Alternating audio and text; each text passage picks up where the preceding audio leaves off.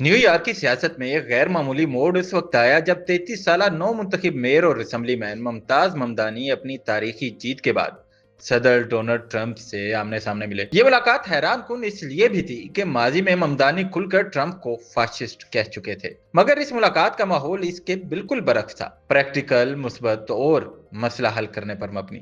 دونوں رہنماؤں نے نیو یارک کے سب سے بڑے مسائل پر بات کی: بڑھتا ہوا جرائم، ہاؤسنگ کرائسس اور کھانے پینے اور یوٹیلیٹیز کی بے تحاشا قیمتیں۔ دونوں اس بات پر متفق دکھائی دیے کہ 85 لاکھ کی آبادی والے شہر کے لیے سستی رہائش اور محفوظ گلیاں وقت کی سب سے بڑی ضرورت ہے۔ دلچسپ بات یہ ہے کہ ٹرمپ نے اس ملاقات کے دوران ممدانی کا دفاع بھی کیا، یہ کہتے ہوئے کہ وہ سمجھدار اور قابل لگتے ہیں، اور جب ممدانی کے یہ فاشسٹ والے جملے کا ذکر آیا تو ٹرمپ نے ہنستے ہوئے کہا، چلو یہ بھی ایک عزت ہے۔ یہ لمحہ فوراً ہی میمز بن کر سوشل میڈیا پر وائرل ہو گیا۔ سیاسی اختلاف اپنی جگہ، مگر عام نیو یارکرز کے لیے یہ ملاقات ایک امید کی کرن بن کر سامنے آئی ہے۔ شاید پہلی بار حکومت اور اپوزیشن دونوں ایک ہی چیز چاہتے ہیں: سستا شہر، محفوظ شہر، اور ایسا نیو یارک جو واقعی اپنی عوام کے کام آئے۔ کیا یہ ملاقات شہر کے لیے حقیقی تبدیلی لائے گی؟